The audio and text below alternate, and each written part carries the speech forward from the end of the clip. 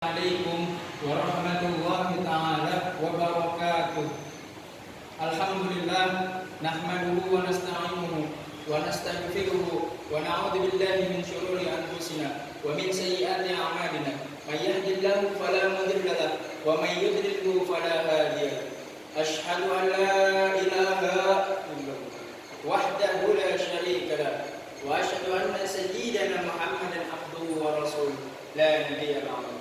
فقد قال الله تعالى في كتابه الكريم وهو أصدق القائلين أعوذ بالله من الشيطان الرجيم بسم الله الرحمن الرحيم لئن شكرتم لأزيدنكم ولئن كفرتم إن عذابي لشديد صدق الله العظيم وصدق الرسول الحبيب الكريم ونحن على ذلك من الشاهدين والشاكرين والحمد لله رب العالمين. Yang terhormat para alim ulama, hadirin rahimakumullah. Yang pertama-tama marilah kita panjatkan puja-puji syukur kepada Allah Subhanahu wa taala yang mana telah memberikan kita beribu-ribu nikmat, mulai dari nikmat iman, nikmat Islam hingga nikmat sehat wal afiat. Sehingga kita dapat berkumpul di tempat yang mulia ini. Shalawat serta salam lalu kita haturkan kepada baginda alam, pemimpinnya umat Islam yang rela tertancap anak panah, bercucuran darah, bercucuran air mata hanya ingin menancapkan bendera la ilaha illallah subhanahu. Siapa lagi kalau bukan Habibina wa Syafi'ina wa Maulana Muhammadin. Berdirinya saya di sini untuk menyampaikan sepatah atau dua patah kata yang insya Allah saya berjudul 4 golongan manusia. Hadirin rahimahullah. Golongan yang pertama adalah golongan sa'idun fid dunya wa sa'idun fil akhirah. Golongan yang kedua adalah golongan sa'idun fid dunya wa sa'idun fil akhirah. Golongan yang ketiga adalah golongan sa'idun fid dunya wa sa'idun fil akhirah. Dan golongan yang terakhir adalah golongan sa'idun fid dunya wa sa'idun fil akhirah. Golongan yang pertama adalah golongan sa'idun fid dunya wa sa'idun fil akhirah. Siapakah termasuk golongan sa'idun fid dunya wa sa'idun fil akhirah?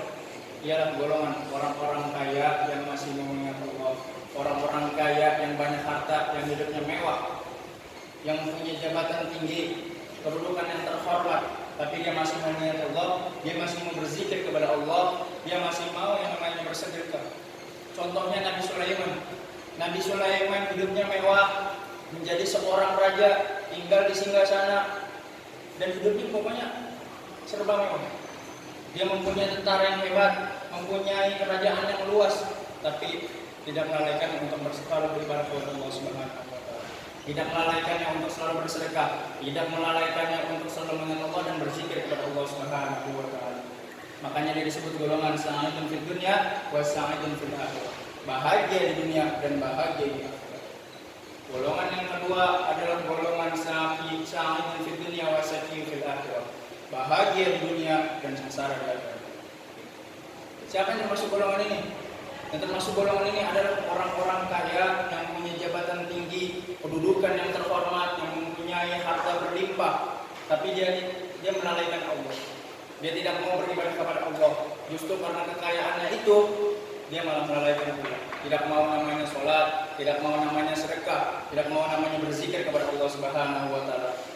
Contohnya kayak Fir'aun, seperti Fir'aun. Fir'aun itu hidupnya mewah, menjadi seorang raja, tapi Allah azab dia ditenggelamkan di dalam lautan. Allah azab dia karena mengaku-ngaku sebagai Tuhan. Makanya dia disebut golongan sa'idun fid dunya wa sa'idun fil akhirah. Bahagia di dunia, enak hidupnya di dunia, tapi sengsara di akhirat. Golongan yang ketiga adalah golongan sa'idun fid dunya wa sa'idun fil akhirah. Sengsara di dunia, tapi bahagia di akhirat. Siapa yang termasuk golongan ini? Yang termasuk golongan ini adalah orang-orang miskin yang sengsara hidupnya ketika di dunia, yang terhina, dicaci maki di dunia, tapi bahagia dia. Contohnya kayak Bilal bin Rabah.